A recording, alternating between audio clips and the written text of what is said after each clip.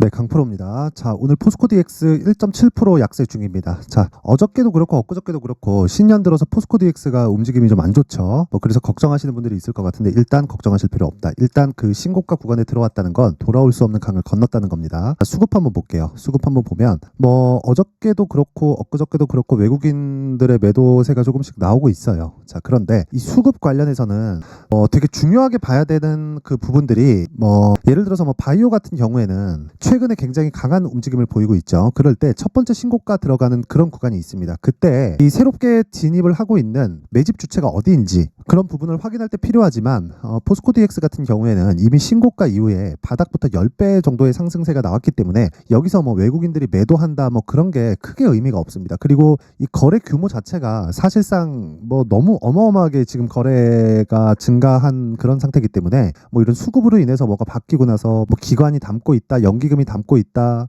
외국인이 담고 있다, 이런 부분들이 전혀 중요한 게 아닙니다. 자, 뭐를 중요하게 봐야 되냐? 주식시장에서 주가가 움직이는 원리는요, 앞에 좋을 부분을 지금 반영하면서 주가가 올라가는 겁니다. 즉 포스코 DX는 앞으로 좋을 부분을 지금 반영하는 과정에서 주가 상승세가 한 차례, 두 차례, 세 차례, 그쵸? 이렇게 연속적으로 나오고 있는 거예요. 실제 그런 호재거리가 없었다면 7월 달에 이미 끝났어야 돼요. 왜 그러냐면 7월 달을 기점으로 해서 양극재 업체들, 포스코 퓨처엠도 그렇고 에코프로 BM도 그렇고 하락폭이 크게 발생을 했기 때문에 그렇습니다. 자, 비교해서 보면 정확히 나오고 있는 상황을 보실 수 있을 겁니다. 자, 보시면요. 자, 요 내용인데 7월 달을 기점으로 해서 퓨처엠 같은 경우에는 큰 폭으로 하락을 겪었죠. 그리고 나서 지금 바닥을 다시 잡고 있는 그런 상황인데 시장이 9월과 10월 달에 안 좋았습니다. 당연히 2차 전지 관련주들이 움직임이 조금 고가에서 이 차익 매물이 계속해서 나오고 있다 보니까 그쵸? 공매도에 대한 그런 부분도 있겠지만 공매도는 62평을 이탈하는 그 구간부터 약간 조금 완전히 그 언더슈팅을 만들기 위한 그런 과정에서 시장에 안 좋게 작용을 하는 거고요. 그리고 고가부터는 차익성 매물이 나왔다고 보셔야 되는데 자, 위쪽에 보시면요.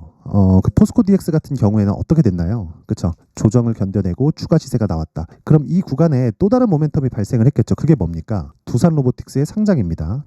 자, 그러면 지금 DX 같은 경우에는요. 첫 번째, 시세를 내기 시작했을 때는 양극재 공장을 증설해야 된다는 모멘텀이 계속해서 붙어 있었고요. 그리고 8월 달 이후에는 로봇 관련주나 스마트 팩토리 이쪽에 대한 모멘텀을 계속 받고 있는 겁니다. 자, 그러면 여기서 두산 로보틱스의 시세를 한번 볼게요. 그쵸? 0.09%의 보합권, 그리고 고가에서 약간 눌림목이 나오고 있는 그 정도의 움직임입니다. 자, 명확하게 갈립니다. 두산 로보틱스의 상장 모멘텀을 받으면서 DX가 추가적으로 시세를 냈을 때 포스코 퓨처엠은 하락 구간에서 계속해서 저가를 낮춰가는 그런 움직임이 나왔고요. 지금은 퓨처엠 같은 경우에 70만 원에서 거의 한 반토막 이상 났죠. 한 70% 정도 빠졌습니다. 이렇게 빠지고 난 다음에는 만약에 퓨처엠이 성장성이 훼손됐다, 이런 상황이 발생했다고 쳐볼게요. 이랬을 때는 문제가 된다. 근데 양극재는 계속해서 쇼티지가 나올 수밖에 없는 구간에 들어와 있고, 그리고 에코프로 BM 같은 경우에는 삼성 SDI에서 들어온 44조짜리 수주 계약이 이미 들어와 있죠. 이건 기존에 받아왔었던 물량의 2.5배에 해당하는 엄청난 물량이고, 이걸 생산량으로 바꿔서 보잖아요. 그러면 연간 15만 톤 이상입니다. 근데 에코프로 BM의 생산 능력 있죠. 생산 능력은 연간 23년 기준에서 17만 톤, 그리고 27년 기준에서 71만 톤까지 증가를 합니다. 자, 그러면 잘 생각해 보세요. 에코프로 BM은 그쵸? 삼성 SDI발로 양극재 생산해야 되는 그 물량을 지금으로선 다 채워놨습니다. 그러면 지금 앞으로 무슨 일이 벌어질까요? 확보 전쟁이 벌어지겠죠. 어쩔 수 없이 DX 쪽으로 모멘텀이 몰릴 수밖에 없고, 그건 인건비가 증가하는 부분도 있고 로봇 관련된 그런 부분, 그렇죠? 생산 능력을 증가시켜야 되니까. 그래서 지금 계속 스마트 팩토리 쪽으로 기업들의 수요가 계속 되는 겁니다. 딱 여기까지만 이해를 하시면 되는 거예요. 근데 여기서 가격대를 어떻게 잡는지, 그리고 가격 가지고 우리가 어떤 식으로 이 주가를 판단해야 되는지, 그리고 추가적으로 상승하기 위해서는 어떤 모멘텀이 있어야 되는 게 아니라 가격적인 부분이 어떻게 변경이 되어야 되는지, 이 부분이 중요한 겁니다. 왜 그러냐면 만약에 지금 이 그 포스코 DX가 실적이 굉장히 막 좋아서 그쵸? 서프라이즈한 실적이 막 나온다고 가정을 해볼게요. 그러면 주가가 이 가격대에 머물러 있지도 않아요. 그리고 최근에 12월 말에 발생했었던 신고가를 만들지도 못합니다. 자, 그런데 지금은 실적이 좋아지고는 있지만 확실하게 전환되는 시기는 아니라는 겁니다. 자, 그러면 제가 하이닉스를 한번 보여드릴게요. 자, 하이닉스를 한번 보면 어떻습니까 지금? 그쵸? 하이닉스는 지금 신고가예요. 물론 1월달 들어서 조정폭이 조금씩 나오고 있습니다. 근데 지금 신고가 구간인 건 너무 당연한 이야기고, 신고가 구간인데도 불구하고 하이닉스의 실적은 적자입니다. 그럼 왜 그럴까요? 안 좋은 부분을, 그렇죠? 앞으로 반도체 경기가 안 좋은 부분을 이미 21년도부터 22년 한 중반 정도까지 1년 반 동안 50% 정도의 하락률을 겪으면서 하락폭을 다 채운 겁니다. 즉 선반영됐다는 거예요. 그러면 이게 상승할 때도 똑같다는 겁니다. 포스코 DX도 지금 보세요. 실적을 한번 이 체크해서 보면 명확하게 나오는데 올해 실적이 1000억이 처음 넘어갑니다. 그리고 22년도에 650억을 찍었죠. 자, 그러면 실적이 성장하고 있는 것은 맞다. 이건 주가에 당연히 긍정적인 요인. 그런데 실적이 완벽하게 개화 시기에 접어든 건 아니에요. 왜? 스마트 팩토리에 대한 실적이 적용되기 시작하면 이것보다 정말 막 3배, 4배, 5배, 10배씩 좋아집니다. 그때까지 주가가 올라갈 수 있다는 겁니다. 왜? 주식은 선반영을 하니까. 어디까지 올라갈 수 있다? 그게 중요한 게 아니라는 거예요. 그렇죠. 실적이 전환되는 시점까지 주가는 올라가고 실적이 정말 본격적으로 폭발적으로 증가하기 시작하면 그때부터는 꺾이기 시작합니다. 근데 포스코 DX뿐만 아니라 두산 로보틱스는 지금 적자인데도 불구하고 시가총액이 7조인 이유가 그것 때문에 그렇습니다. 자, 그래서 최근에 나오고 있는 조정을 적극적으로 활용해서 내가 가격 전략을 만들고 이 내용을 토대로 보유기간을 잡아야지 다른 종목에서도, 즉 신고가를 가고 있는 다른 종목에서도 꾸준하게 진행할 수 있는 수익 모델을 만들 수 있습니다. 자, 그래서 가격이 중요하다. 그렇죠. 자, 그 가격에 대해서 제가 이야기를 드릴 건데 그 말씀을 드리기 전에 제가 신년도 됐고 해서 제가 여기 소통방에서 이벤트를 진행을 합니다. 저 이벤트를 진행을 하고 있는데 어떤 식으로 진행되는지 한번 볼게요. 자, 지금 현재 500분이서 함께하고 있고요. 그리고 1000분까지 입장 인원을 늘리겠습니다. 1월 중 또는 1000분이 다 채워졌을 때까지 진행을 하고요. 특징점 2가지. 첫 번째, 무료로 진행을 한다는 점이 있고요. 두 번째, 신고가 종목만 매매한다. 그렇죠. 이 2가지 내용이 있다. 그런데 이 2가지 중에 포스코 DX를 제가 보는 이유가 신고가 종목이기 때문에 그렇습니다. 자, 그런데 신고가 종목이 그 포스코 DX 하나일까요? 그렇죠. 아니겠죠. 자, 그래서 다른 그 신고가 종목을 어떻게 진행을 하고 있는지 그 부분에 대해서 제가 내용을 확인해 보겠습니다. 자, 1월 2일 날 YIK 있죠. 그렇죠. 정확하게 9시 46분. 그리고 1월 2일은 신년입니다. 신년이기 때문에 1시간 늦춰서 개장을 하죠. 그래서 9시 46분이라도 10시에 개장을 하기 때문에 그렇죠. 장시작 전입니다. 자, 그러면 장시작 전에 1월 2일 날 시장가 매수. 무슨 이야기입니까? 시가에 그냥 사라. 그냥 사라는 겁니다. 그렇죠. 그랬을 때 어떤 움직임이 나오는지 한번 볼게요. 자, 내용 보시면 1월 2일 정확히 이 구간입니다. 신고가를 만들었죠. 그렇죠.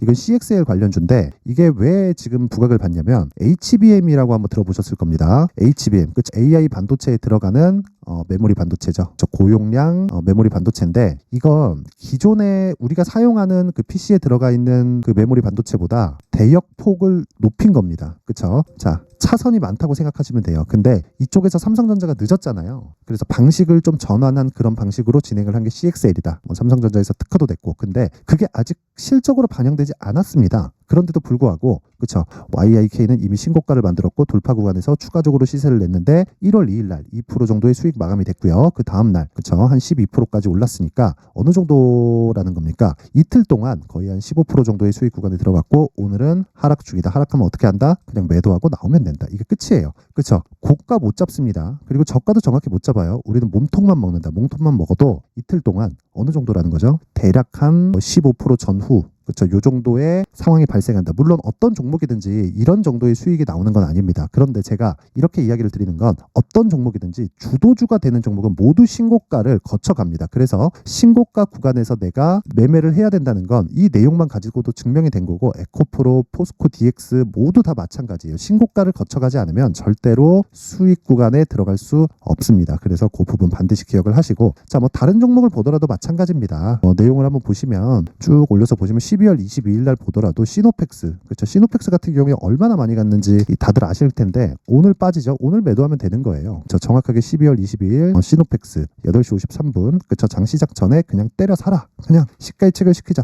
정확하게 12월 22일 요 날이죠. 그렇죠. 이날 11% 상승, 시작 시점이 5,200원인데 지금 7,600원 오늘 내리니까 종가에 그냥 매도하면 되는 겁니다. 내렸을 때. 자, 그러면 대략 한 일주일 정도 보유해서 50% 정도의 수익 구간에 들어가는데 모든 종목이 이렇게 되는 것은 아니지만 이런 종목이 되는 과정에서는 무조건 신고가를 거쳐간다. 그래서 그 시작점인 신고가 구간을 반드시 공략하자. 그렇죠. 이날만 공략한 게 아니라 쭉 올려서 보잖아요. 신고가를 간 종목들을 제가 파악을 하고 그 내용을 가지고 저 정확하게 계속 반복적으로 이야기를 드리죠. 충분히 매수할 수 있는 구간을 잡을 수 있다. 그런데 이런 종목이 신고가에서 나오고 이런 부분을 소통방에서 꾸준하게 제가 진행을 하고 있으니까 내가 막 고가에서 물리고 그쵸? 뭐 손절을 하고 있고 뭐 24년도에는 정말 막 주도주를 한번 잡아보고 싶으신 분들은 이번 기회에 소통방으로 들어오세요. 그쵸? 제 긴 말 드리지 않고 무료로 진행을 하지만 두 가지가 필요합니다. 구독과 좋아요. 그쵸? 구독과 좋아요 부탁드리고요. 상단에 있는 전화번호로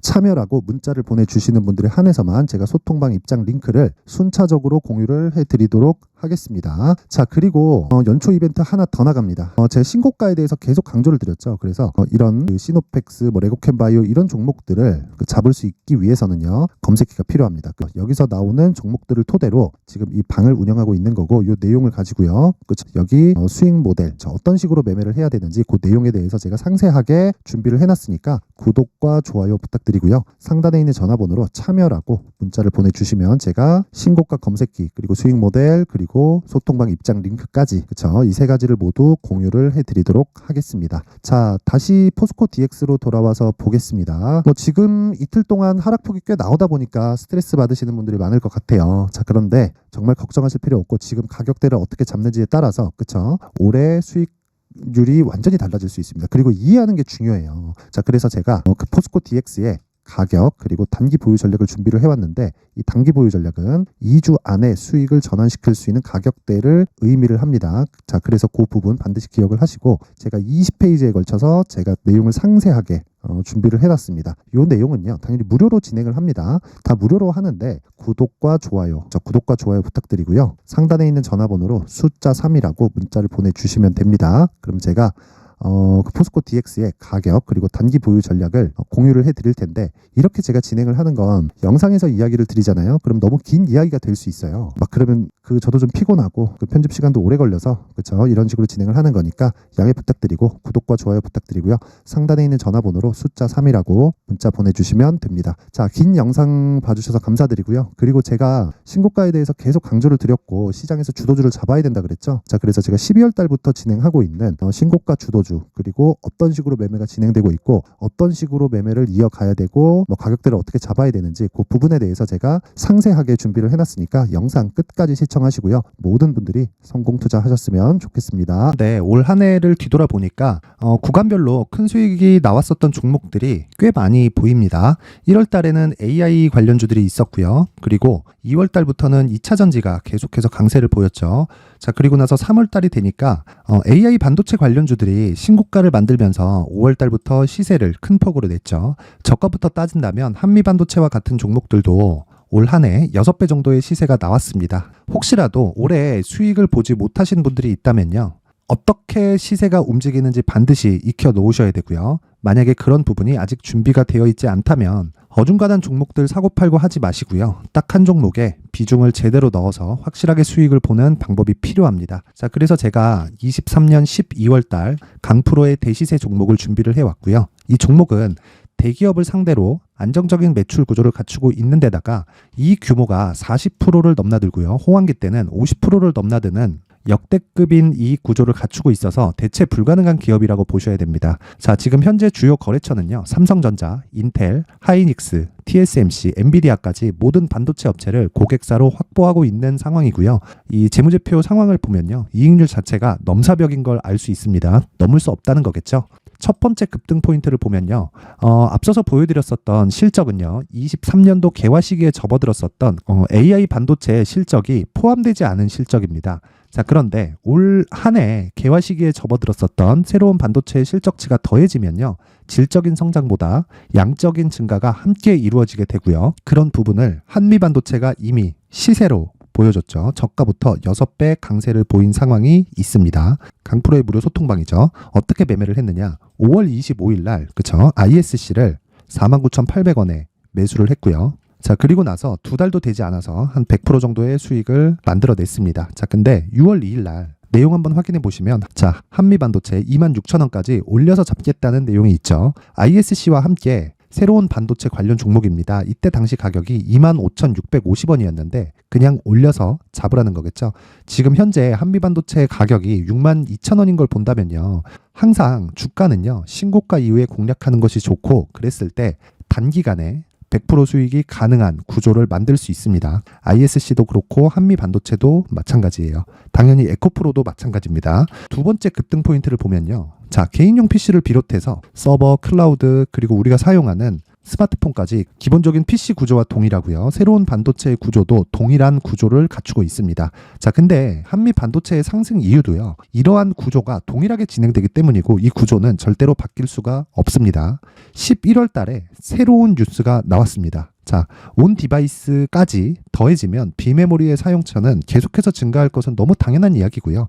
그런 부분을 감안했을 때 이 기업은요. 질적인 부분에 대한 성장이 아니라 양적인 증가까지 이룰 수 있는 상황이 된 겁니다. 한미반도체의 시세를 보면 아직은 굉장히 저렴한 상태를 유지하고 있고요. 세 번째 상황을 보면요. 엔비디아의 실적인데요. 이건 올해 초 대비해서 4배 정도의 상승폭이 나왔고요. 주가도 그 정도가 당연히 올랐죠.